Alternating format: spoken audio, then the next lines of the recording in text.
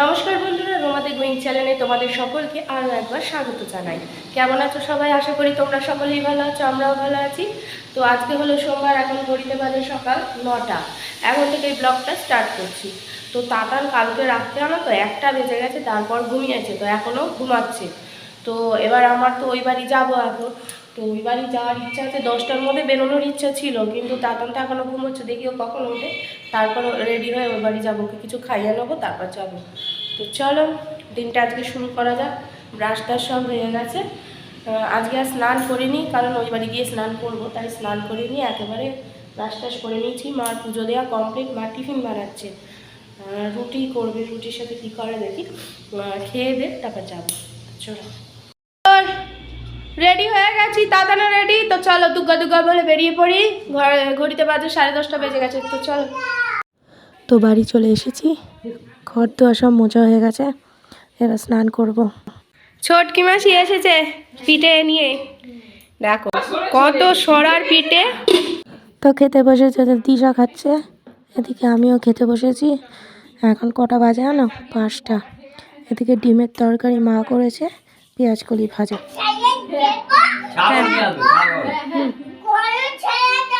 হ্যাঁ, ছাগল ছেড়ে দেবে, গরু ছেড়ে দেবে, ভালো জায়গায় বলেছে। যাদের গরু ছাগল আছে তাদেরই বলেছে, মাসি যাদের গরু ছাগল আছে তাদেরই বলেছে, মেচকিরে বলবে না আর।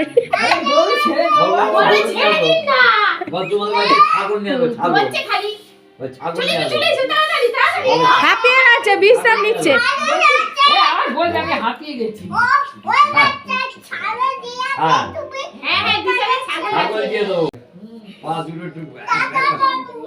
ডাক্তার বাবু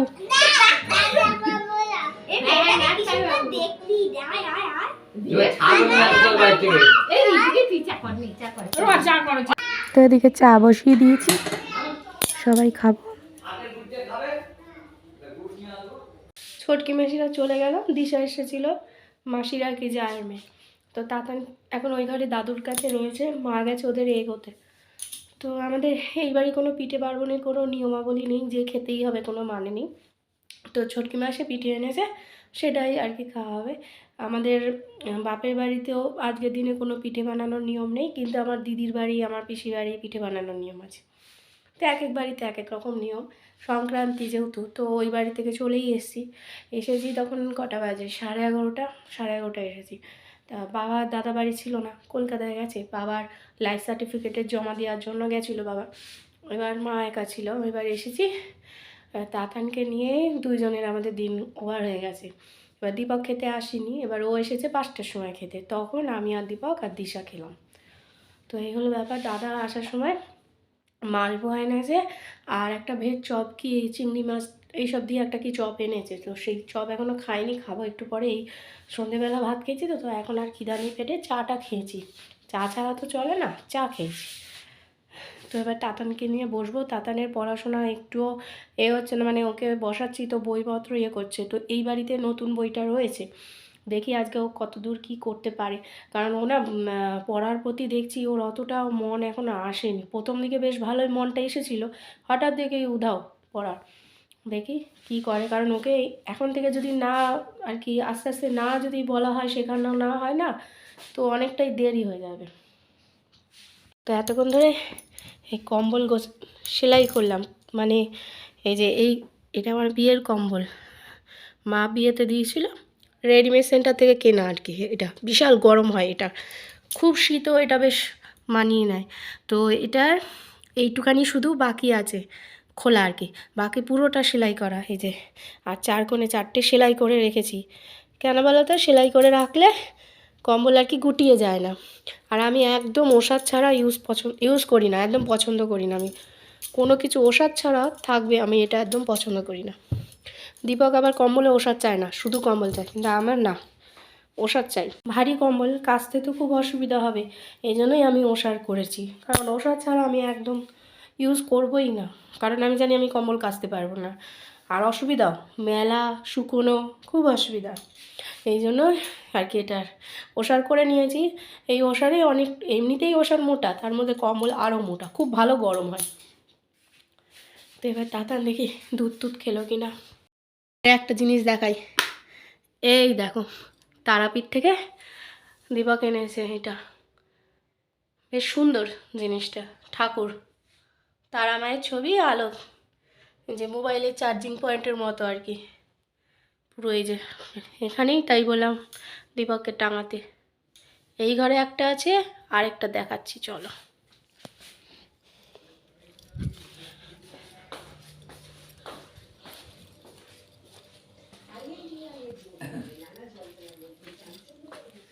ওই দেখো শিব ঠাকুর,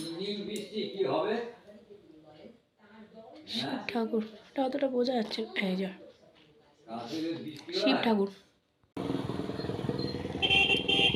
তো আমাদের এই পাড়ার দোকানে যাচ্ছি, হাঁপাচ্ছি, কি ঠান্ডা বাইরে, কটা জিনিস কিনতে যাচ্ছি, ওই ছেলের বিস্কুট আর সার্ফের প্যাকেট, খুব ঠান্ডা বাইরে, সংক্রান্তির ঠান্ডা যেটাকে বলে, বাপরে। বাবার জুতো পরে চলে এসেছি, শিয়াল ডাকছে।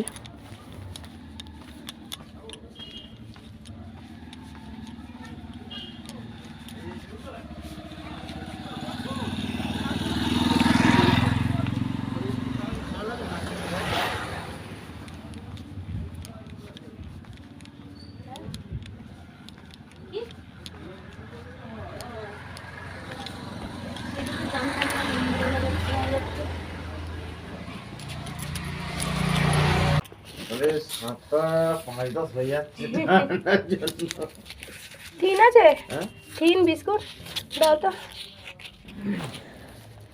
তো কেনা হয়ে গেছে, এই যে বিস্কুট আর সার্ফের প্যাকেট, দাঁড়াও দেখাচ্ছি, এই যে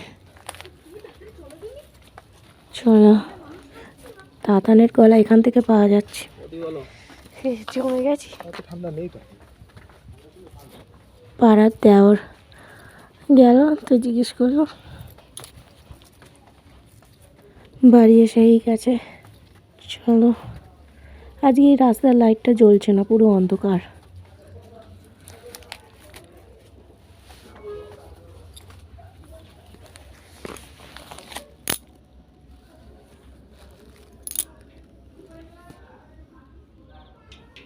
ও তাতানের কি আওয়াজ। তো এই যে দাদা নিয়ে এসেছে চিংড়ি মাছের চপ, তো এটা সন্ধেবেলা খাচ্ছি। এই যে আমাদের রাতের ডিনার, এখানে হচ্ছে তোমার ডিমের তরকারি নিয়ে নিয়েছি, আর মাসি যে পিঠে এনেছে সেটা, আর গুড়, এটা কিন্তু পাটালি গুড়।